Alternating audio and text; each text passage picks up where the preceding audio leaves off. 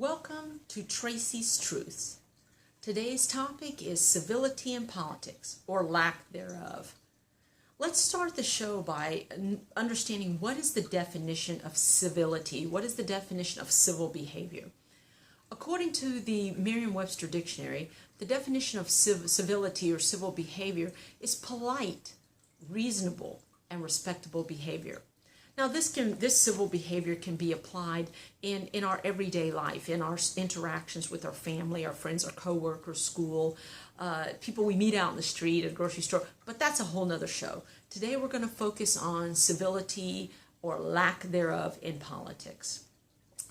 I think that what's happening currently in the present political environment has been indicative of the lack of civility that's just been building and progressing over the years. Let me first say I'm not here to espouse anybody's to take political sides. I am not here to preach anybody's political agenda.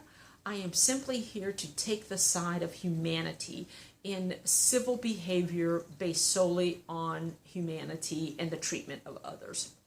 So the question now becomes, when did we as Americans stoop to an all-time low on name-calling and demeaning the President of the United States? When did we allow ourselves to have this lack of civility become a norm?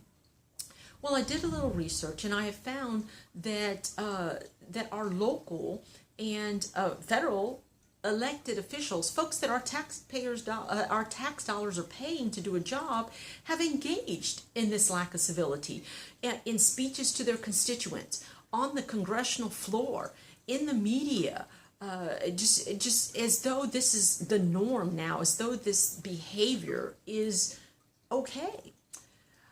Some would say that this demeaning and name-calling shows a lack of upbringing, a lack of kindness, and childish and bullying behavior.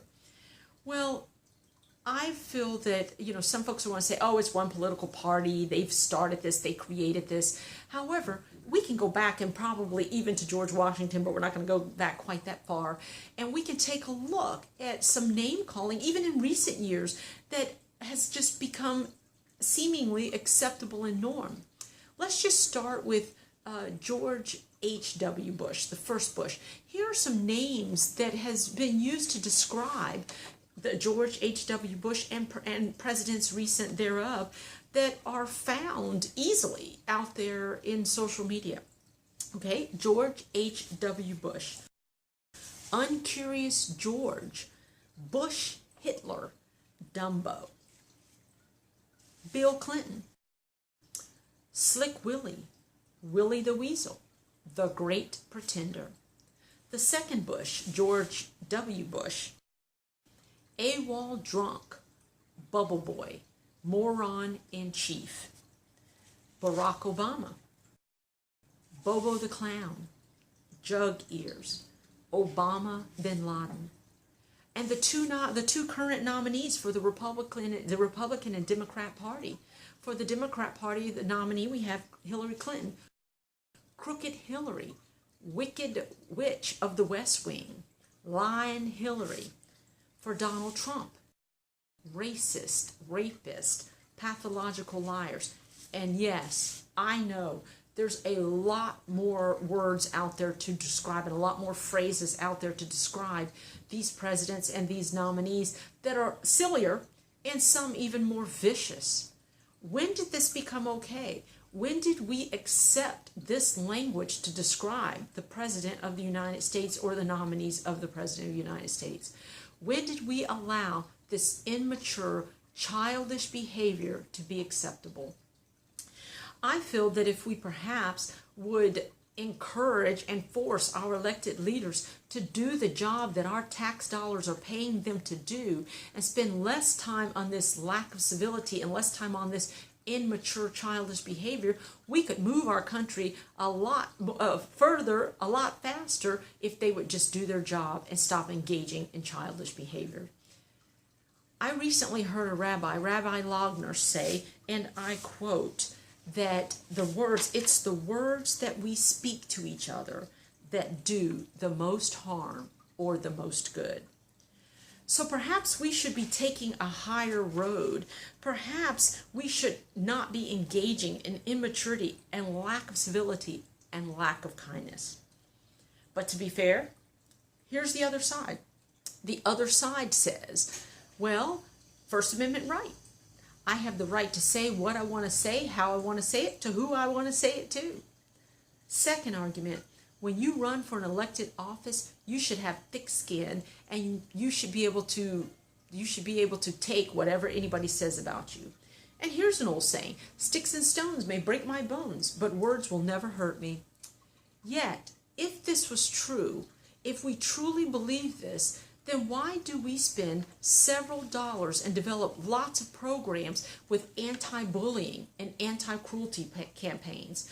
There's lots of programs out there that are being shared in school and on social media to stop bullying, to stop lack of civility, to stop cruelness. So let's talk, when we talk about lack of civility and bullying and silliness and childish, let's get a definition of bullying. Let's go back to the Merriam-Webster Dictionary. A blustering, browbeating person, someone habitually cruel to others, to cause someone to do something by making threats or insults. So with that being said, why do we accept this behavior and yet we teach our children not to behave like this? We teach our children to be kind, to be polite, to be civil. Yet we enable this behavior and give passes to adults who engaged in the immaturity, childishness, bullying, and lack of civility. We engage with it by joining in, by reposting on social media, by laughing at it. I challenge each one of us to say no to this behavior, to say no to our leaders that this behavior is unacceptable. We are role models for our future generation. We set the tone for how our future generations will be successful or not. I say we reject lack of civility. I say we need to ask more from our leaders. We need to ask more of ourselves by rejecting this lack of civility, this cruelty in our behavior, this immaturity, childish bullying. We reject this and we ask more of our elected leaders. I challenge everybody today listening to Tracy's Truth to be respectful, be kind, be polite, be civil. Do unto others as you would like them to do unto you.